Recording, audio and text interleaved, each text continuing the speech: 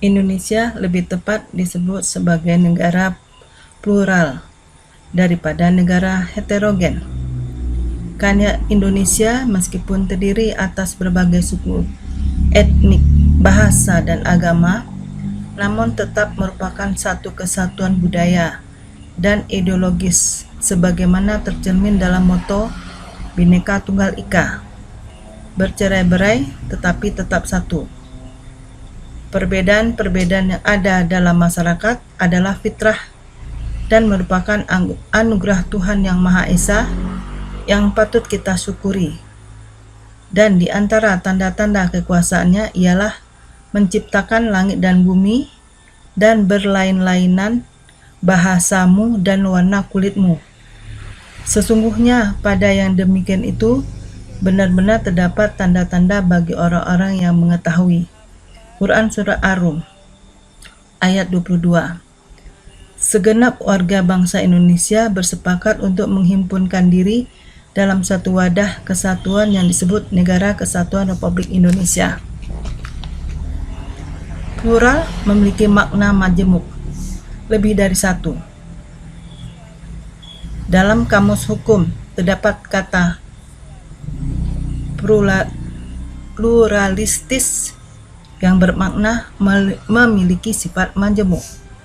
Istilah pluralitas juga bermakna kenyataan atau fakta bahwa terdapat keanekaragaman. Misalnya terdapat keanekaragaman suku bangsa, bahasa dan budaya, ras, agama. Sedangkan pluralisme dipahami sebagai suatu paham, ajaran keyakinan yang menerima dan mengakui keanekaragaman kemajemukan sebagai fakta realitas.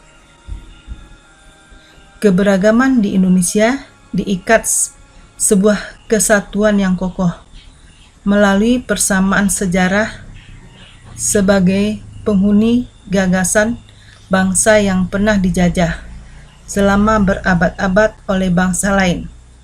Sedangkan heterogenitas sifat dari sekumpulan kelompok nilai-nilai atau subkultur yang berdiri sendiri tanpa diikat satu kesatuan nilai yang lebih tinggi. Kesatuan kebangsaan ini juga biasa diistilahkan dengan nasionalisme Indonesia. Nasionalisme Indonesia adalah nasionalisme terbuka sebagaimana dijelaskan dalam Undang-Undang Dasar 1945. Kemajemukan di Indonesia dapat dilihat dari segi agama, budaya, suku bangsa, dan pekerjaan.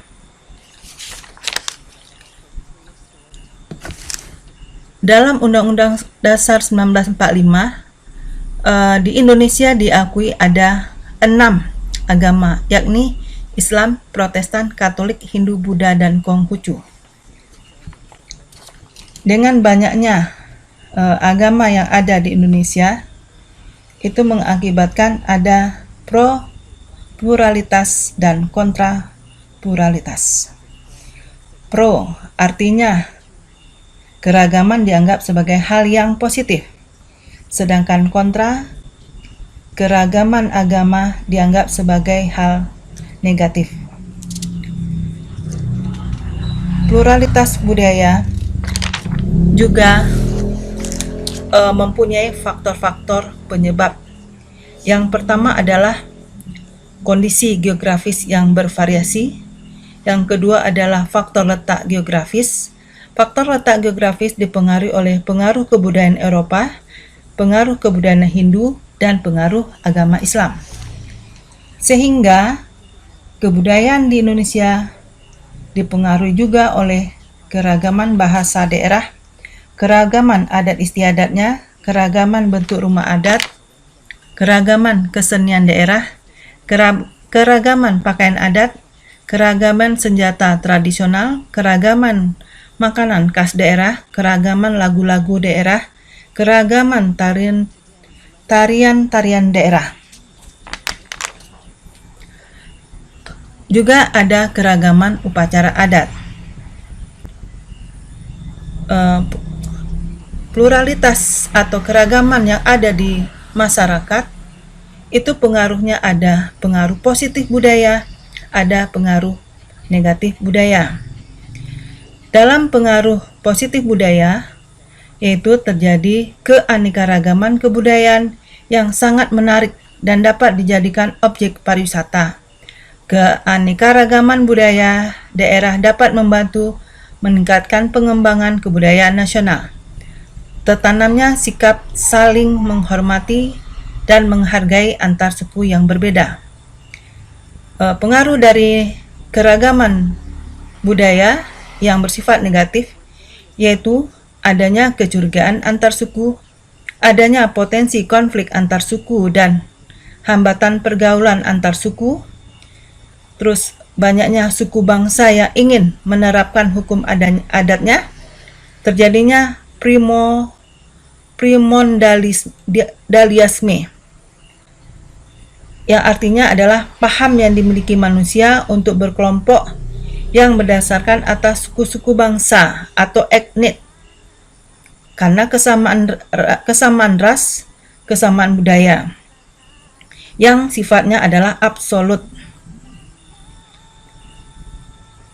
Yang berikutnya adalah bersifat negatif, yaitu adanya kombinasi dari ciri-ciri tiap-tiap kelompok,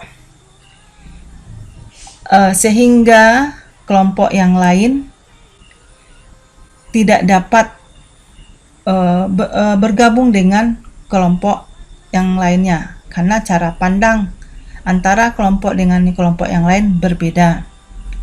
Sehingga perlu sekali peran masyarakat dalam menjaga keragaman dan keselarasan budaya antara satu kelompok dengan kelompok yang lain. Yang diharapkan yaitu dapat mengembangkan sikap saling menghargai terhadap nilai-nilai dan norma sosial yang berbeda-beda dalam masyarakat.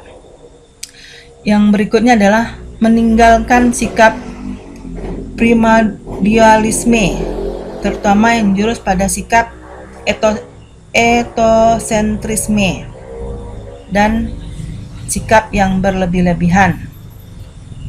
Terus menegakkan supremasi hukum yang seadilnya yang berlaku dalam masyarakat.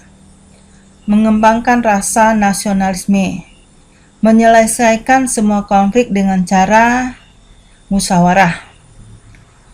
Terus mengembangkan kesadaran nilai sosial. Terjadi juga keragaman suku bangsa, di mana keragaman suku bangsa itu adanya suku-suku di Indonesia ya, antara satu suku dengan suku yang lain mempunyai keunikan yang berbeda-beda.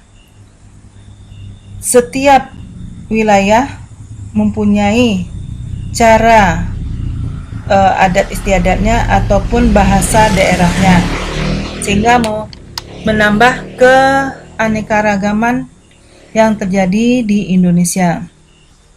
Dalam hal pekerjaan juga mempunyai keragaman dalam cara pandang. Kalau kita lihat dalam keanekaragaman dari suku bangsa yang ada di Indonesia.